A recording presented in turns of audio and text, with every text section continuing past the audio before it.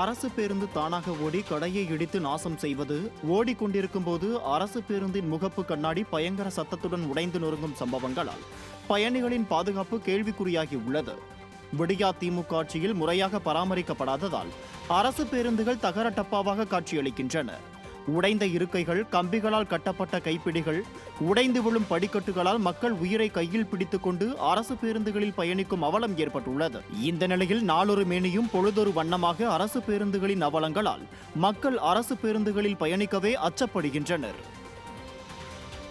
இரும்பு சாமா ஐயம்பித்தாளுக்கு பேர் சம்பளம், பல இரும்பு சாமா ஐயம்பித்தாளுக்கு பேர் சம்பளம்.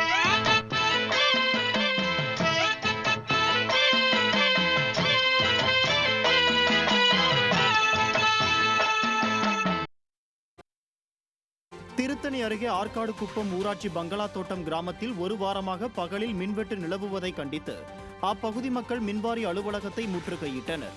கனகம்மா சத்திரம் இளநிலை பொறியாளர் மின்வாரிய அலுவலகத்தை முற்றுகையிட்ட 50க்கும் மேற்பட்ட பெண்கள் அங்குள்ள அதிகாரிகளுடன் கடும் வாக்குவாதத்தில் ஈடுபட்டனர். பகல் நேரத்தில் மின்சாரம் இல்லாததால் கடும் சிரமங்களை சந்தித்து வருவதாக கூறி அவர்கள் காத்திருப்பு போராட்டத்தை மேற்கொண்டதால் பரபரப்பு நிலவியது.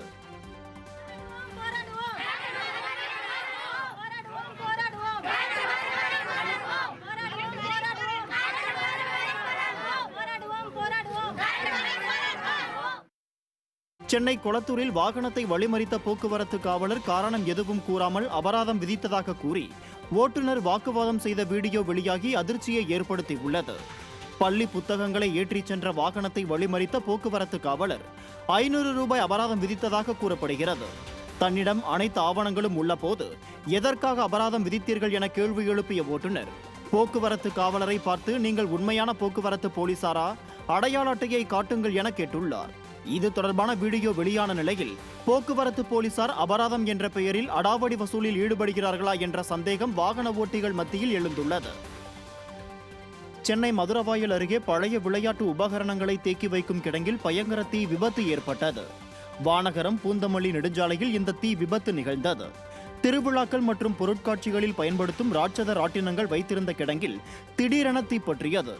தீ மலமளவென பரவியதால் அந்த இடமே கரும்புகை சூழ்ந்து புகை மண்டலமாக காட்சியளித்தது. வெயிலின் தாக்கம் காரணமாக தீ வேகமாக பரவியதால் தீயை அணைக்க தீயணைப்பு வீரர்கள் போராடினர். 2 மணி நேரத்திற்கு பிறகு தீ கட்டுக்குள் கொண்டு வரப்பட்டது.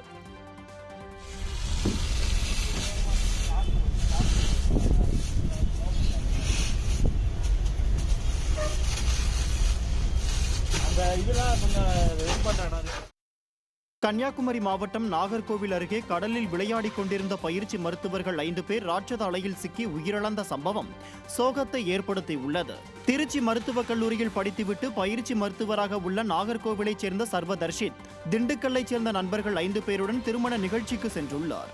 பின்னர் திருப்பரப்பு அருவிக்கு சென்ற அவர்கள் தண்ணீர் குறைவாக கொட்டியதால் ஏமாற்றமடைந்து நாகர்கோவில் அருகே உள்ள லெமூர் கடற்கரைக்கு சென்றுள்ளனர். அப்போது கடலில் இறங்கி விளையாடிக் கொண்டிருந்த போது ராட்சத அலையில் சிக்கி 6 பேரும் கடலுக்குள் அடித்துச் செல்லப்பட்டனர். சத்தம் கேட்டு ஓடி வந்த மீனவர்கள் 2 மீட்ட நிலையில் 4 பேர் சடலமாக கரை ஒதுங்கினர். மீட்கப்பட்டவர்களில் ஒருவர் உயிரிழந்ததை தொடர்ந்து பலி எண்ணிக்கை 5ஆக அதிகரித்தது. 2 நாட்களில் ராட்சத அலையில் சிக்கி 8 பேர் பலியான நிலையில் கடல் சீற்றம் குறித்து எச்சரிக்கை மட்டுமே விடும் மாவட்ட நிர்வாகம் முன்னெச்சரிக்கை நடவடிக்கைகளை எடுக்கவில்லை என மக்கள் குற்றம் சாட்டியுள்ளனர். வேலூர் மாவட்ட ஆட்சியர் அலுவலகம் பின்புறம் உள்ள மின்மாற்றியில் திடீர் தீ விபத்து ஏற்பட்டதில் ஊழியர் ஒருவர் படுகாயமடைந்தார்.